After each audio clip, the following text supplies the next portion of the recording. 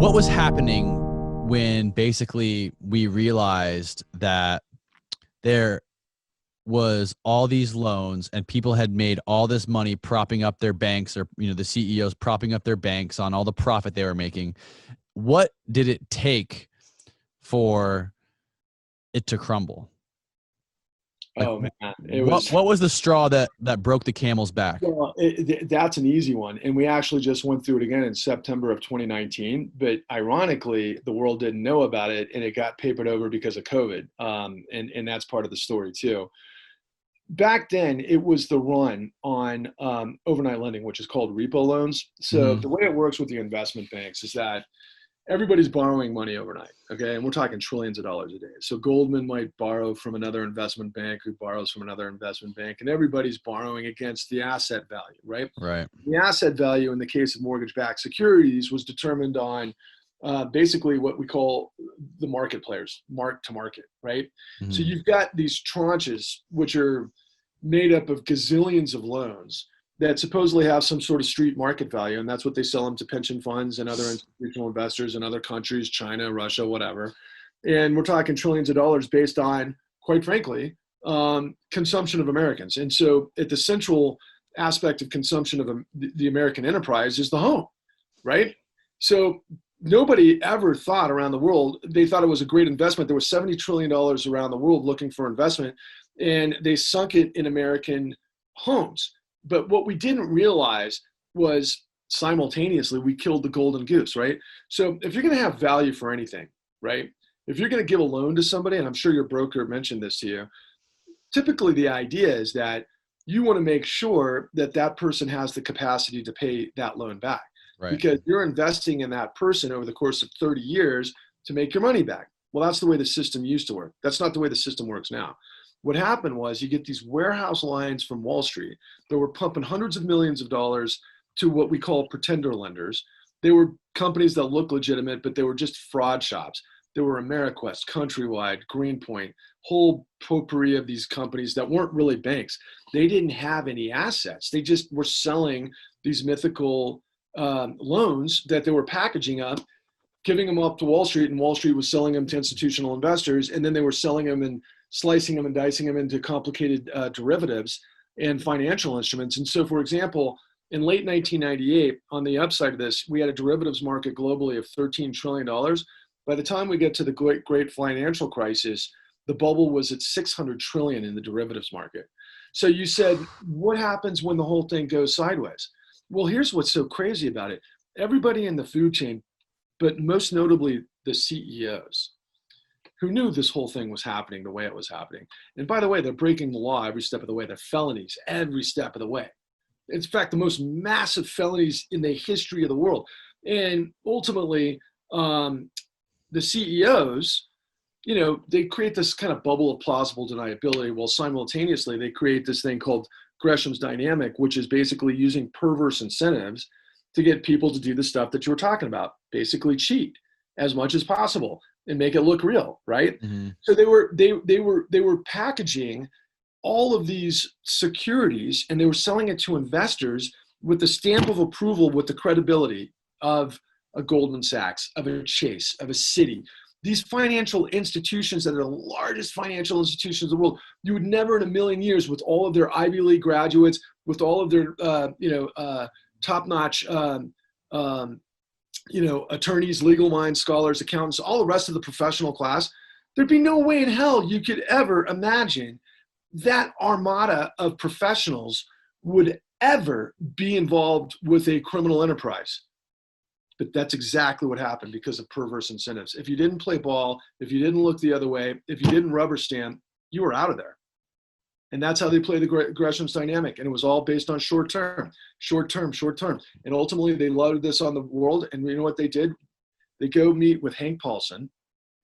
Hank Paulson was the CEO of Goldman Sachs, turned Secretary Treasury under the Bush administration. And just so you know, before that, Robert Rubin was the CEO of Goldman Sachs, and he was the Secretary Treasury of the Clinton administration. So as you can see, Goldman's there no matter who the administration is, right? And that Wow. goes now for BlackRock and others because they own the system and they are the power behind the power. But ultimately, what happened was the whole thing crashes. And so Paulson meets with 13 of the biggest bankers in the country. And he says, look, I'm going to give you a 3-page document. You're going to sign this document and you're going to let me take care of this. Keep your mouth shut. Don't worry about it. What it basically said was, we're not going to come after you. Do what we tell you and we'll take care of you. And what ultimately happened was that they came out in Congress with the TARP plan. It was the Troubled Assets Relief Program under the Bush administration. And then we ended up with Obama in the White House, and he had another stimulus. And that was $750 billion. So the rest of the world thinks that Wall Street got these emergency loans and the government invested in Wall Street and they got paid back with interest. That's the way the story goes. That's not the story. Wall Street used the bazooka of the Federal Reserve to put $29 trillion into the financial system.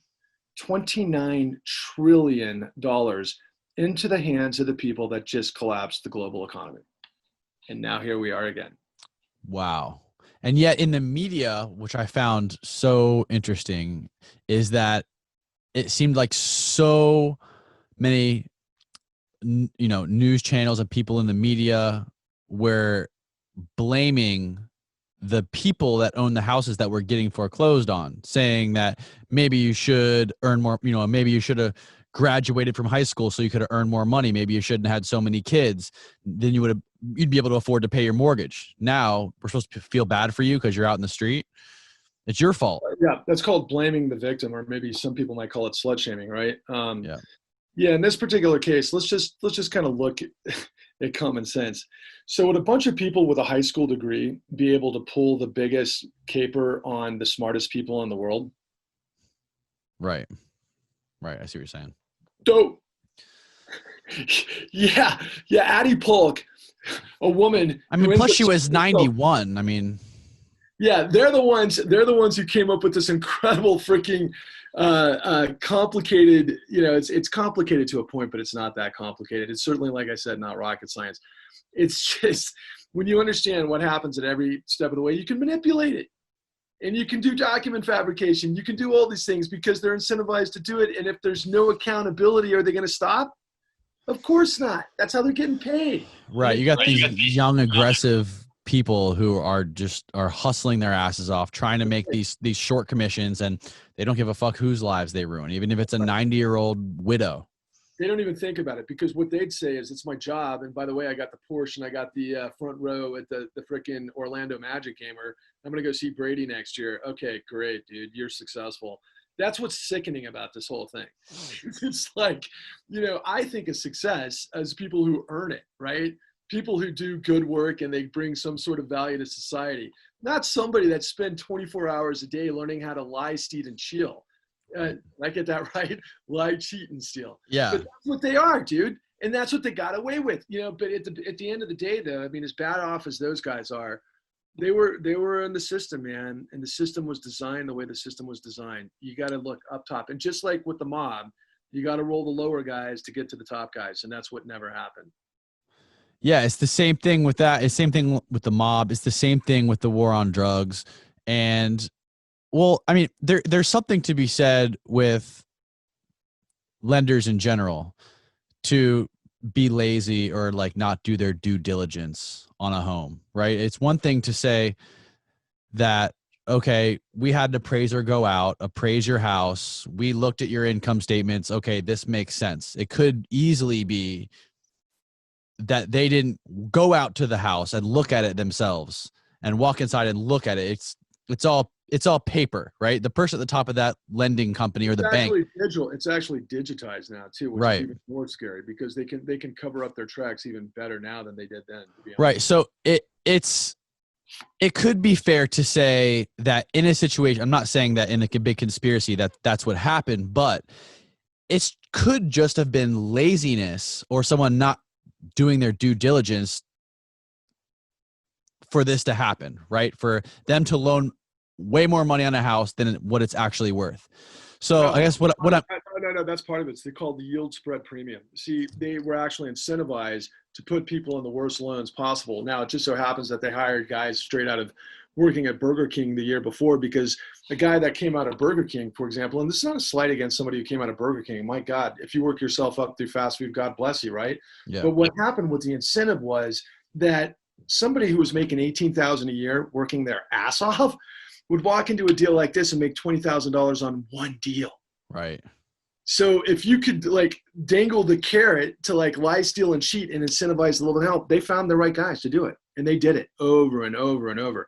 And they did that every level of the system. So again, there's stopgaps in everything that we have in the housing market, just like you have stopgaps when you design an aircraft. So imagine if you're designing an aircraft that you want to make sure that certain parts of it are going to fail because you're going to sell everything on the cheap, package it, and then in the end, you're going to bet against it and you're going to collect on the insurance when it crashes.